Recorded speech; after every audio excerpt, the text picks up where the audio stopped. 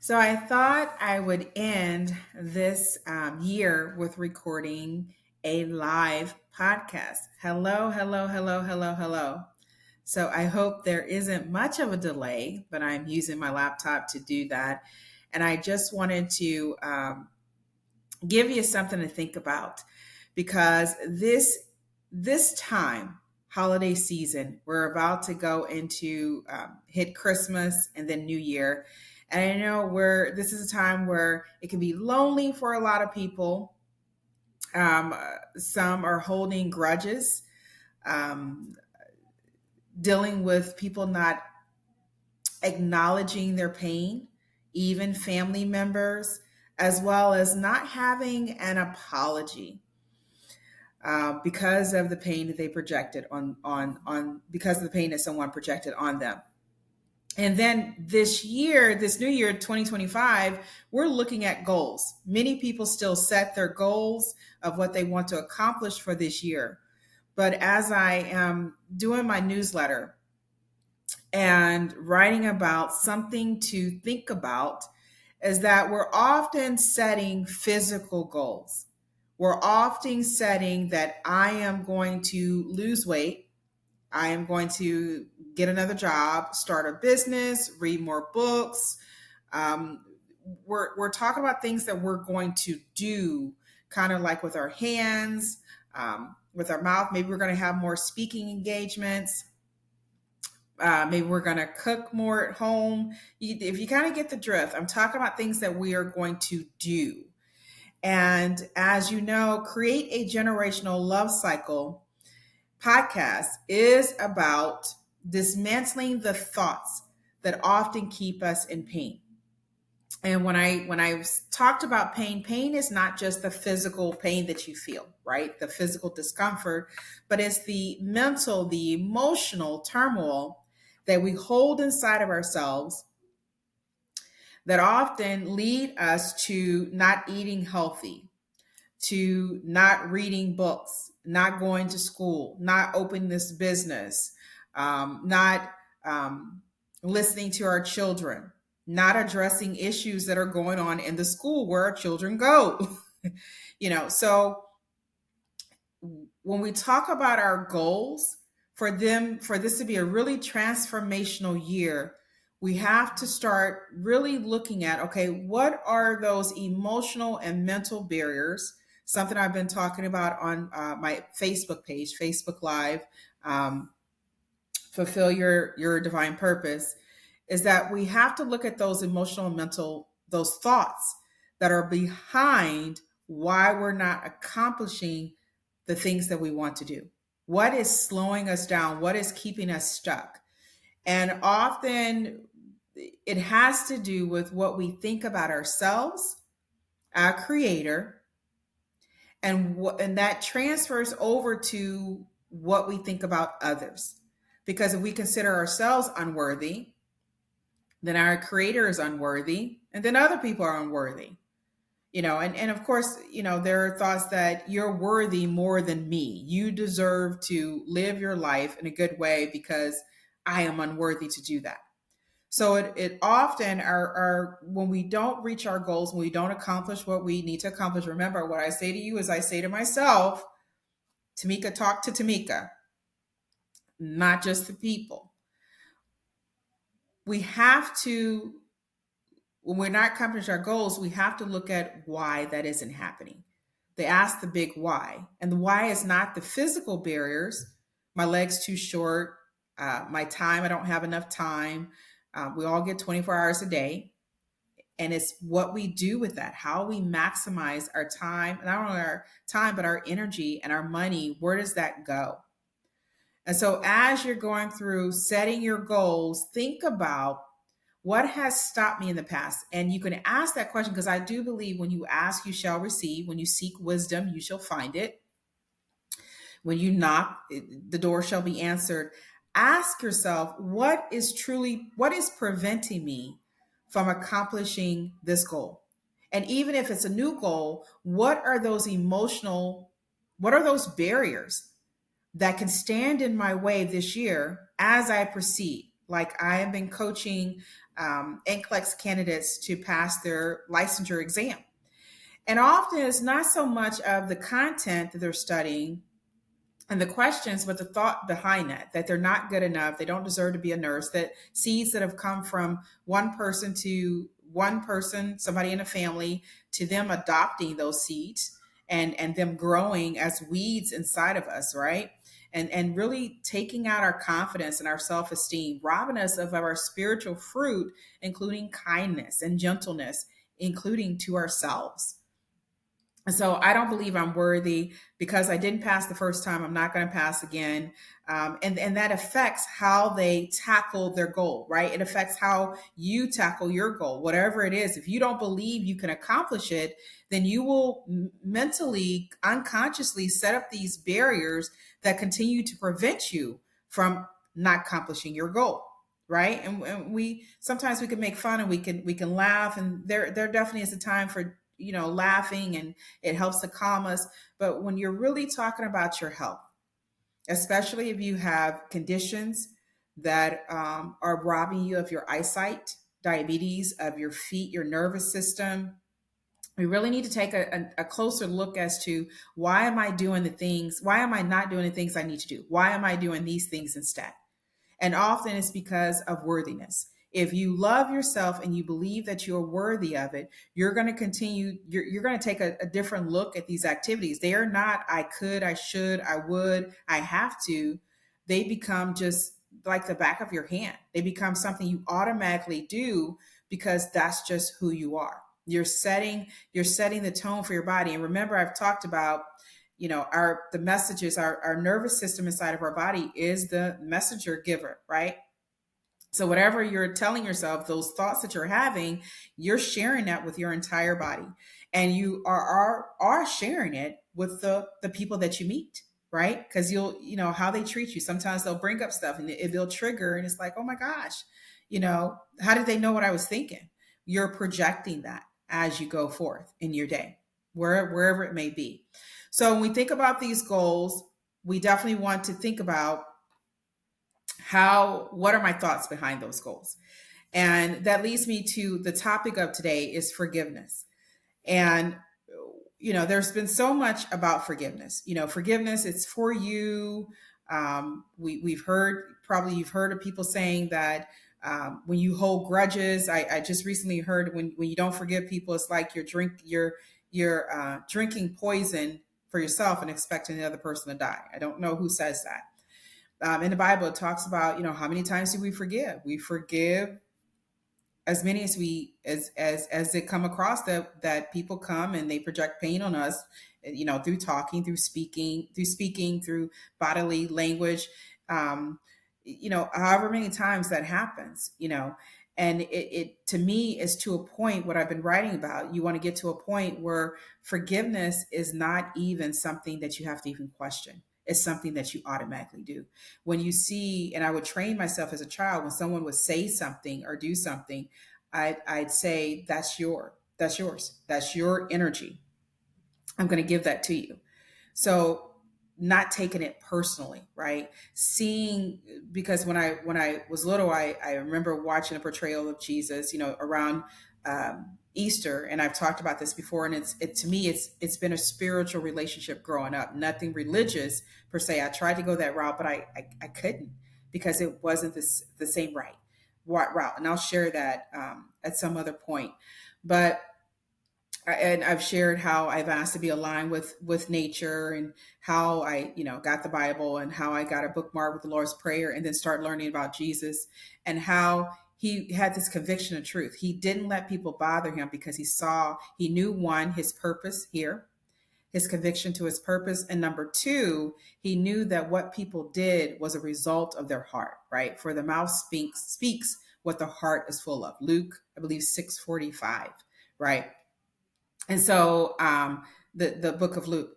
So we have to, when you see that, and you really stand to that, and say whatever that the words that are coming out of your mouth, the demeaning behaviors, that the words pushing, kicking, pulling, says more about you than it does about me. And that's where I started having compassion, even compassion towards those that projected their pain on me, right? The compassion towards those that um, didn't listen to what I knew what was right, right? And so you begin to realize there's no need to hold a grudge. And often we think having a grudge is like power. And power makes you feel good. Power helps other people to feel good. Real power does not demean others. When you think about it, and I get chills just saying it, it doesn't see yourself as greater than them. It doesn't see opportunities to hurt others, that what you did to me, I'm going to get you back. Because often when we hold it in, and I know a lot of people say, well, I would never do what they did to me. But pain is pain. And no pain is greater or lesser than another pain. And that often, when we have gone through pain, we don't want to hurt anybody, but yet still we're not there for our children. We're not listening to our children. We don't see when they're being abused or neglected because we were caught in our pain. But that's what pain is. Pain fogs your mind. Pain doesn't allow you to live, and you're not living in reality. It gives you this illusion that the only way to get rid of your pain, one of the ways, is to project it on other people, like you're passing it on. Like it's a disease or virus and you're passing it on, and you think somehow it's going to relieve you, but if anything, you've gotten worse into it, right? Forgiveness is about saying, I know what happened, but I choose to live my life in such a way that it's on my terms. And it's not because of what you did or what you didn't do.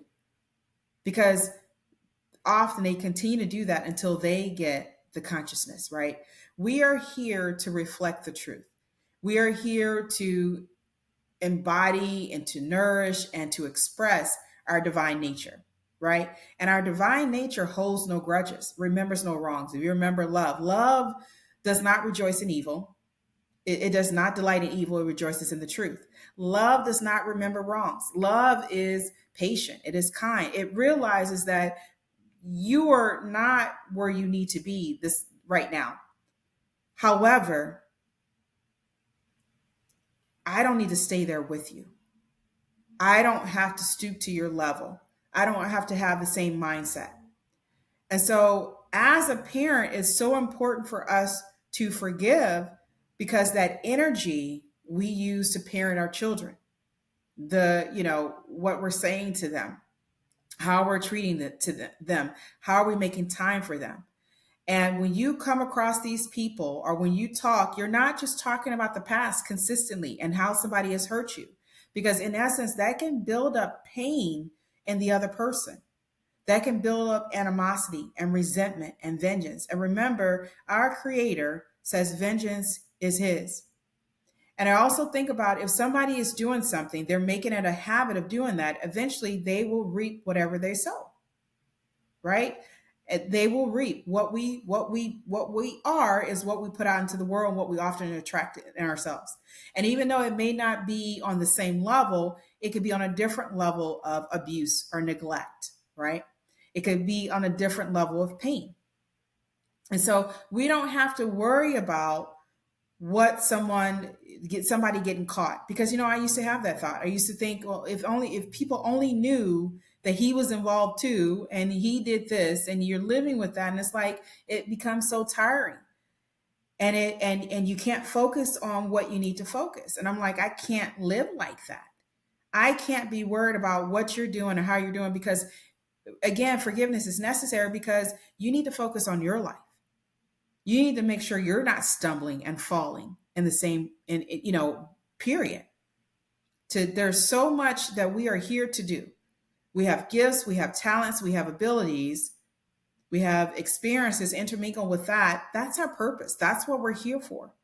In order to really, truly be here for our purpose, we need to live in the present and not in the past, and not living in the future, because what we do in the present is what creates the future. So the grudges, the insecurities, the anger, the anxiety, the shame, the guilt, we have the potential of putting it even in our future. So when we look, we're seeing the same thing. We're seeing, or even a higher version of itself. When I think about cultivating seeds, cultivating grudge, to me is like sliminess of the heart. And then we often wonder, how come people who have grudges, or haven't forgiven people, or have emotional and mental trauma, often have palpitations, often have heart issues.